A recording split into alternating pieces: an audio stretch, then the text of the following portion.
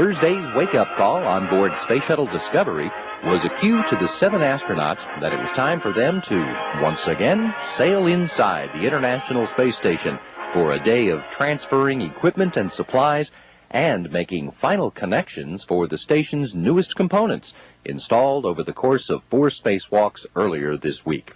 But before that activity began, pilot Pam Melroy reported that the crew was experiencing some unusual readings from the shuttle's toilet system. Yeah, I was trying to do the WCS compactor ops this morning, and during the compaction, we noticed that the torque limit was reached while the gauge was at the very beginning of the yellow region. I think the reading was about 90 to 95. And so the cue card tells us to check with you before proceeding to contingency ops. Flight controllers tried out some mechanical options for clearing the clog before directing mission specialist Jeff Weisoff to the stowage location for some extra-long gloves. Later, Melroy reported to spacecraft communicator Ellen Ochoa that the system was working properly. Well, Jeff is more of a hero than I think most people will appreciate. We got it taken care of and everything's back to normal, so he and I will be getting ready for Z1 ingress. We copy, Pam, and we're very glad to hear that. Inside the station, Melroy and Weisoff completed connection of the cables running from the Z1 truss to Unity, while mission specialists Leroy Chow and Bill MacArthur handled the checkout of the control moment gyroscopes on that structure, which will later be used to control the station's attitude without the need of thruster firings. At midday Thursday, several crew members took time to respond to questions about their mission. Commander Brian Duffy had a very positive evaluation of his crew's performance. This, of course, was a challenging mission, and we knew that going into it. We've been training for quite a while, and I have a very talented crew here with me, and everybody's stepped up and met all of the tasks that have been required of them. Have done a terrific job. We've gone day to day. We're trying to take it one day at a time, knowing that each and every day we have very big things to do.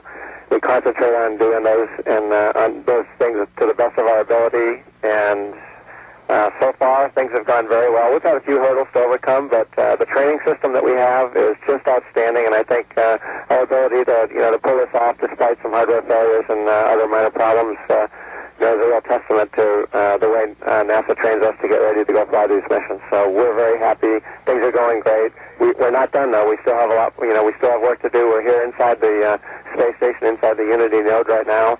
Some of my crewmates are in the FGB, the Russian segment, which is just nearby, and they're continuing to work. So there's a lot for us to do, and we haven't started celebrating yet. We'll do that when we get home.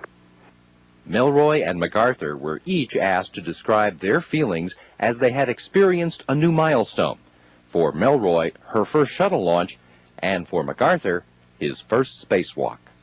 It was absolutely beautiful. I mean, we took off close to sunset, and so we rose into the light, and then we went back into night, and I was able to sneak a quick peek over my right shoulder, and I saw the curve of the Earth as we rose up.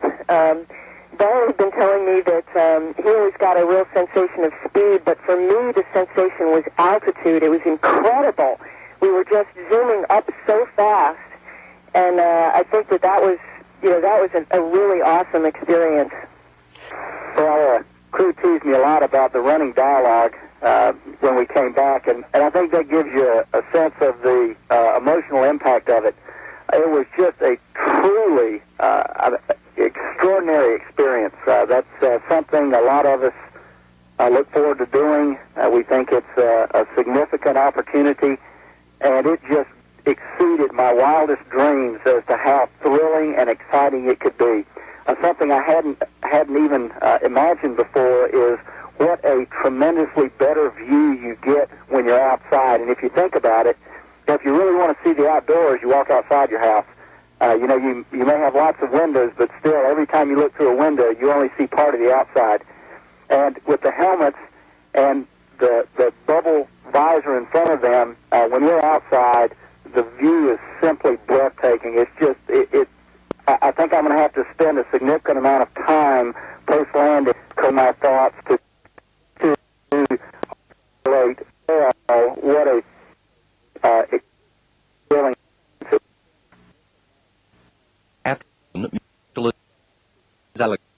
Koichi will first move to each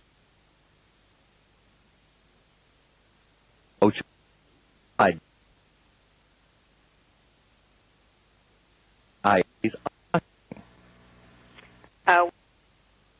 end of the day, complete through node 1 egress number 2, and that gets the node aft hatch closed and leaves the rest of the node open, and we would start up tomorrow with step 2, which is configuring for the node 1 egress. And we'll also do a general repress to 14.7 again tonight after that aft hatch is closed. We are delaying the undock tomorrow 1 rev, so we'll be planning that for daily orbit 3. By the time they wrapped up a very busy workday, the astronauts had closed the hatches between the Zarya module and the Unity node. And as they headed toward their scheduled sleep period, they looked ahead to a Friday morning undocking from the International Space Station.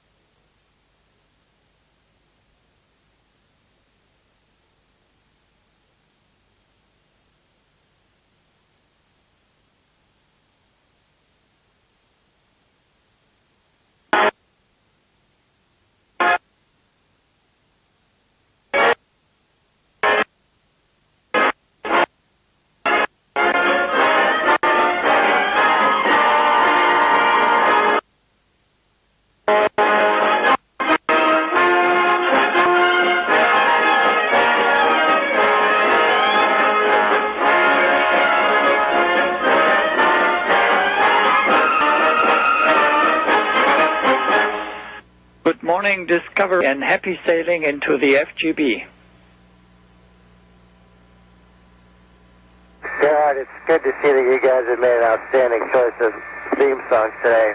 Also, a tribute to the Navy, which has had some recent difficult times with actions in the Mideast there. Anyway, good morning. It's great to be here. We're ready to press on in the FGB today. Colonel Duffy, if I may begin with you, your mission to this point has, by all appearances, been a remarkable success. Can you give us your sense of the character of the mission and how you're feeling about it all? Certainly, I'd love to. This, of course, was a challenging mission, and we knew that going into it. We've been training for quite a while, and I have a crew here with me, and everybody's stepped up and met all of the tasks that have been required of them. We've done a terrific job. We've gone day to day. We're trying to take it one day at a time, knowing that each and every day we have very big things to do. We concentrate on doing those and on those things to the best of our ability. And so far, things have gone very well. We've had a few hurdles to overcome, but the training system that we have is just outstanding. And I think our ability to pull this off despite some hardware failures and other minor problems is a real testament to the way NASA trains us to get ready to go fly these missions. So we're very happy. Things are going great. We're not done, though. We still have a lot. We still have work to do. We're here inside the space station, inside the Unity node right now. Some of my crewmates are in the FGB, the Russian segment, which is just nearby, and they're continuing to work. So there's a lot for us to do. and we haven't started celebrating yet. We'll do that when we get home. You've got another day of work there at the station. This is the 100th mission. Not much seems to have been made of that fact, a remarkable achievement in and of itself, in addition to, obviously, the various goals of your mission. How do you feel about this being the 100th shuttle mission? Well, we're certainly honored to be on the 100th mission as a crew. We do feel, however, that we're not here necessarily by design. They didn't pick us to be the 100th crew. It just happened that way, the way the missions fell out. We know that our mission's important, but so is the mission, the 99th flight, and the 101st flight, and all of the flights to come, and all of the flights that have gotten here. So we're happy to be the 100th crew. We think that is a milestone, certainly for the NASA, for the space shuttle program, and they should all be very happy and very proud of that. But as far as the crew's concerned, we're just here to do our job, and it didn't matter what number we were. We're just glad to be here. Colonel Melroy, if I may turn to you, Colonel Duffy has said that everyone has a job to do. Yours in piloting Discovery away from the station will involve maneuvers that have not been attempted before. Could you give us your sense of what to expect in that? Well, I think we've had some great folks planning and working on it. We got to practice the procedure a few times in the sim before we came, and I think we're ready for it. I think it should provide us some very unique views of the Earth and the station, and so we're looking forward to making sure that we film some of that. And I personally am really excited about doing this type of separation. Colonel Melroy, you're only the third woman to pilot a shuttle mission. Give us your sense of what, in your judgment, is your proudest accomplishment on this mission. My proudest accomplishment on this mission is just to be able to be part of this crew. I was really lucky to be with these guys and to watch the EVA crew do their stuff, to watch the man, Koichi, operate the RMS, and hopefully to have learned a little bit about being a commander from the best. If I may turn to you, Colonel MacArthur, your spacewalk, could you give us your sense of the experience and what it meant to you? Well, crew teased me a lot about the running dialogue when we came back, and I think that gives you a sense of the emotional impact of it. It was just a truly extraordinary experience. That's something a lot of us look forward to doing. We think it's a significant opportunity, and it just exceeded my wildest dreams as to how thrilling and exciting it could be. Something I hadn't even imagined before is what a tremendously better view you get when you're outside. And if you think about it, if you really want to see the outdoors, you walk outside your house. You may have lots of windows, but still, every time you look through a window, you only see part of the outside. And with the helmets and the bubble visor in front of them, when we're outside, the view is simply breathtaking. It's just, I think I'm going to have to spend a significant amount of time post-landing just collecting my thoughts to try to articulate well what a thoroughly exciting and thrilling experience it was. Colonel, thank you. Your partner, Leroy Chow, I understand you had to develop some innovative techniques. Leroy, can you tell us something about that? I think you're talking about EVA-1 when we had to improvise in order to get the KU SCAT boom deployed with the antenna on it. And what the problem was, there was an interface problem with one of our tools and the piece that it's supposed to mate to on the Z1 truss. And there was actual physical interference that prevented those pieces from going together. And that was a foot restraint that I was supposed to put my feet in to secure myself to deploy that boom, swing that boom through approximately 130-degree arc or so with that big KU dish on the end of it. And so in the end, what happened was there were enough handholds, and I felt comfortable enough in swinging that thing out manually, even though it was pretty long and pretty massive. And I was able to get that thing deployed and get the bolts fastened. So really, it went pretty smoothly once we decided to go that route. And it's just another good example of how useful it is to have humans in the loop in space, because we are able to come up with or, participate in improvised solutions to make things work when the unexpected crops up. The spacewalks covered a lot of ground. What was the hardest part of that operation? Well, we did cover a lot of ground. 4 EVAs in 4 days is a remarkably challenging undertaking. I had no idea when I signed up for this how hard it would be to do 4 EVAs in 4 days. And I'm absolutely thrilled that we did it. But for me, as a first-time spacewalker, it was a real learning experience. Once we were outside, though, it depended a lot on what your tasks were.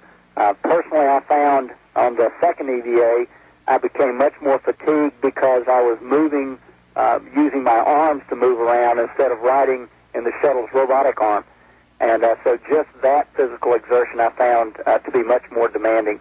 But it's just an incredible experience, and I wouldn't have traded it for anything in the world. Bill, you sounded like you were having a ball. When you first stuck your head out, your comments as you looked up at the station and out at the view were very expressive. Tell me what you were seeing when you looked up the side of the station out of the airlock. Woo-hoo! I mean, the first thing you do is you look up and you see this massive spacecraft above you. And, we've certainly done a lot of training and simulations. We have a virtual reality lab, and those folks just do a fantastic job in allowing us, very efficiently on the ground to try to get an idea of what things are going to look like. We do a lot of training in this big water tank, the neutral buoyancy lab. The folks there are just some of the best people in the world, and they give us training that is just priceless. But reality is always just tremendously impressive. I kind of like to compare it to Christmas Day when you're a kid, and you just are all excited the night before, and then you get up on Christmas morning and you go down and you open presents under the tree, and it just gets better and better. The reality is better than you imagine it was going to be. Now, there's a difference here, though, as adults and being in space. On Christmas Day, by the afternoon, some of those toys you realize weren't quite as neat as they looked on TV. But here, every day in space is better and better. It just gets better every minute we spend here. Pam Milroy, this is your first time. Tell us what it's been like. Start with liftoff. Is this as thrilling as you expected it to be? It was absolutely beautiful. We took off close to sunset, and so we rose into the light, and then we went back into night, and I was able to sneak a quick peek over my right shoulder, and I saw the curve of the Earth as we rose up. Brian had been telling me that he always got a real sensation of speed, but for me the sensation was altitude. It was incredible. We were just zooming up so fast, and I think that was a really awesome experience. I've had a lot of really special moments up here on my first flight. I think just the whole zero-G experience is great. I've been kind of experimenting, and we have a little bit of time, spinning and trying to reorient myself. I think the other big thing is looking out the window. When Brian and I have done the reboost a couple of times, we've changed our attitude into what we call local vertical, local horizontal, which is kind of like an airplane mode. But we had the nose tilted down a little bit so we had a beautiful view of the Earth. And I felt like I was in the highest, fastest airplane in the world or out of it. Hey, Mario, this is KUC opening the hatch to the FTB from the node.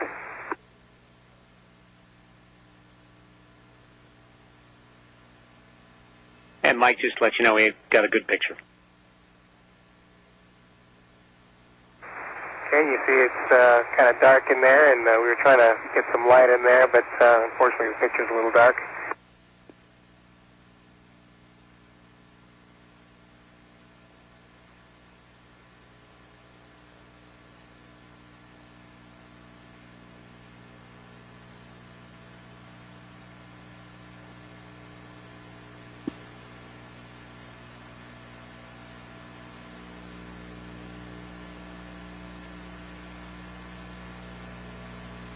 You see Brian working in the GAA, and Mike's a little further back inside the body of the FGB. starting to inventory and stow some of the transfer items.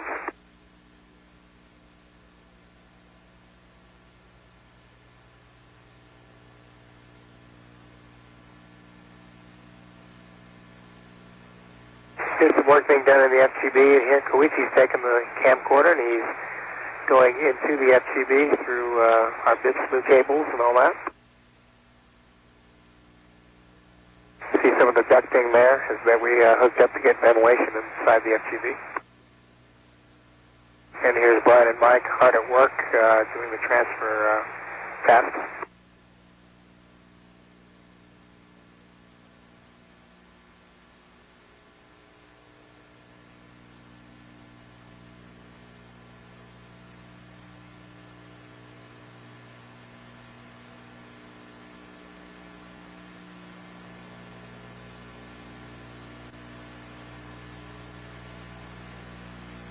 Okay, and here we have something just a little bit unusual and special. We were very busy today, but Brian made sure that we made a little time for a very special event in the node, and that was the presentation of the Order of